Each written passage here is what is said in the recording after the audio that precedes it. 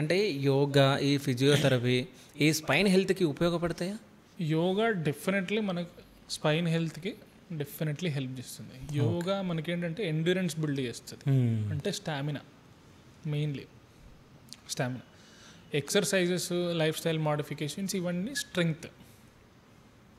Okay, ఒకడు బక్కగా ఉన్నా కూడా వాడి స్టామినా చాలా ఉండొచ్చు, ఒకడు ఫుల్ కండలు ఉన్నా కూడా వాడి స్టామినా తక్కువ ఉండొచ్చు. సో ఈ concept different.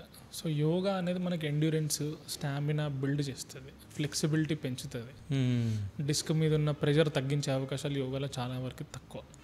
But at the same time మనకి ఎక్సర్సైజెస్ చేస్తే ఏమవుతుంది అంటే మన బ్యాక్ మసిల్స్, కాళ్ళ మసిల్స్, షోల్డర్స్, నెక్ ఇవన్నీ స్ట్రాంగ్ అవుతాయి.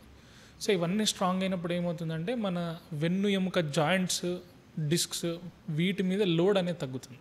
ఓకే, సో ఆటోమేటికల్లీ మనకి లైఫ్ స్టైల్ అనేది నార్మల్ అయిపోతుంది. అండ్ యోగా చేసిన, ఎక్సర్సైజ్ చేసిన మీ లైఫ్ స్టైల్ బాగుంటే మీకు ఒబేసిటీ కూడా రాదు. ఓకే. సో ఒబేసిటీ ఇంత పొట్టేసుకొని కూర్చున్నాము అంటే మనము మీకు ఒక ఏజ్, నాకు ఒక ఏజ్ వచ్చిన తర్వాత మన స్కెలిటన్ అనేది పెరగదు, ఎముకల సైజు పెరగదు. నేను బరువు పెరిగినా నా ఎముకల సైజ్ అయితే పెరగదు.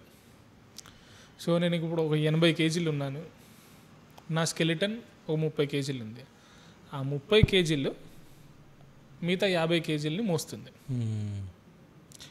నేను అదే ఒక 120 కేజీలు అయ్యాను, నా స్కెలిటన్ 30 కేజీలే, కానీ అది మోయవలసిన భారం 90 కేజీలు. సో అప్పుడు సమస్య ఎవరికి? మన స్పైన్కేగా. So exercise, yoga will limit obesity, అంటే ఒబేసిటీని తగ్గిస్తాయి కూడా. ఊబకాయం రాకపోవడం వల్ల కూడా మనకి స్పైన్ అనేది హెల్తీగానే ఉంటుంది. సో ఊబకాయంతో కూడా స్పైన్కి సమస్యలు ఎందుకు వస్తాయంటే ఇదే. సో మన డిస్క్ సైజు పెరగదు, ఎముక సైజు పెరగదు, కానీ లోడ్ పెరుగుతుంది. ఓవర్లోడెడ్ కండిషన్స్లో ఏది పనిచేసినా తొందరగా అరిగిపోతుంది, తొందరగా పాడైపోతుంది. ఓకే.